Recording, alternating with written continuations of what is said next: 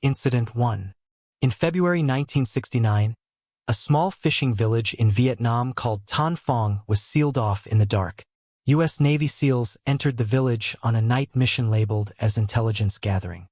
The villagers were unarmed fishermen, women, and children asleep in their homes. Soldiers believed a local official was secretly aiding the Viet Cong. Instead of arrest, the mission turned deadly within minutes. Elderly men were dragged from their huts and shot at close range. Women clutching infants were forced outside into the open.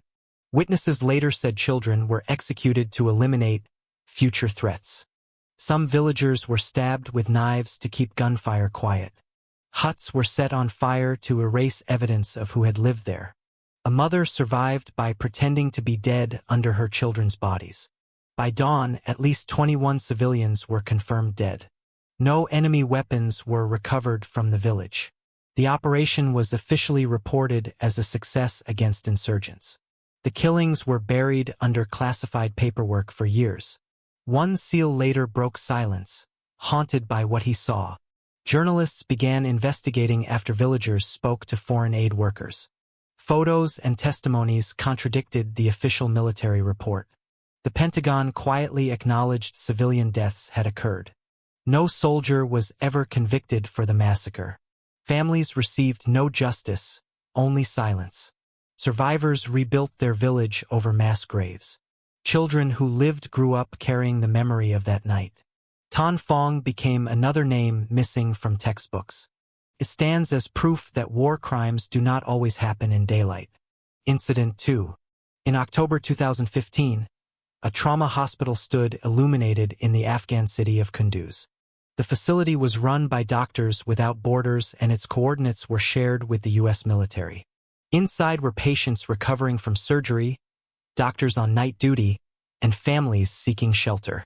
Shortly after midnight, an American AC-130 gunship appeared overhead. Without warning, the hospital was struck by heavy cannon fire. Explosions tore through operating rooms where patients lay anesthetized. Doctors screamed for the strikes to stop as flames consumed entire wards. Survivors described bodies burning in their beds, unable to move. Staff tried to flee but were cut down as they ran into the courtyard. The bombardment continued for nearly 40 minutes. Repeated calls were made to military channels begging for an end. By the time the firing stopped, the hospital was in ruins. 42 people were killed, including patients, nurses, and surgeons. Some victims were burned beyond recognition. The U.S. military first claimed the strike targeted Taliban fighters. That claim collapsed when no enemy presence was found.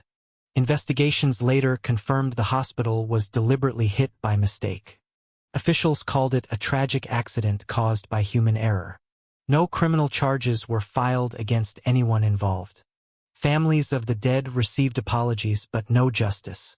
Doctors Without Borders called the strike a potential war crime. The hospital, once a lifeline, was permanently closed.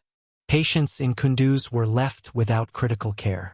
The ruins still stand as a warning written in concrete and ash. Even places meant to save lives can become targets in war. Incident 3.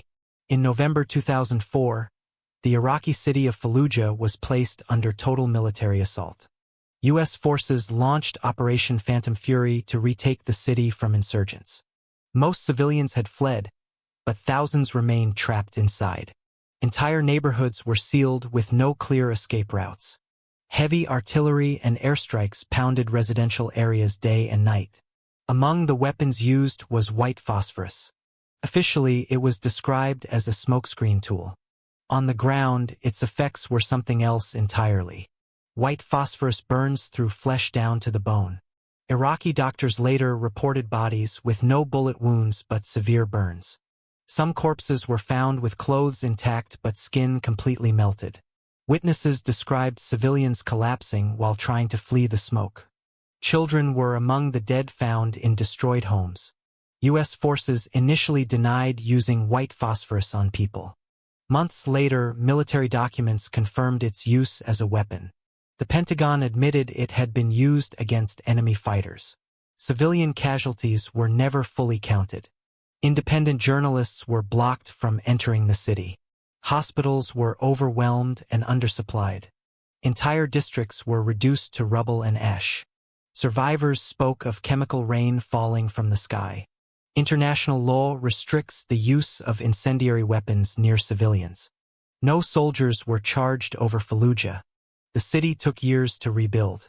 For many residents, Fallujah became a place where fire itself was the weapon. Incident 4. In 1967, an elite U.S. Army unit known as Tiger Force was deployed to Vietnam's Central Highlands. They were presented as a highly trained reconnaissance and assault unit. Their mission was to hunt enemy fighters in remote rural areas. What followed was a campaign of unchecked violence against civilians. Villagers were shot simply for running when helicopters appeared. Farmers working in fields were mistaken for enemies and killed. Elderly men and women were executed during routine patrols. Some soldiers collected body parts as trophies. Prisoners were rarely taken, even when unarmed. Children were not spared during village sweeps. Fellow soldiers later testified that killing civilians became normalized. Reports of abuse were quietly ignored by commanders. Over months, dozens of civilian deaths were linked to the unit. The exact number was never officially confirmed. Internal investigations were opened and then buried. Officers were warned not to put details in writing. After the war, veterans struggled with guilt and silence.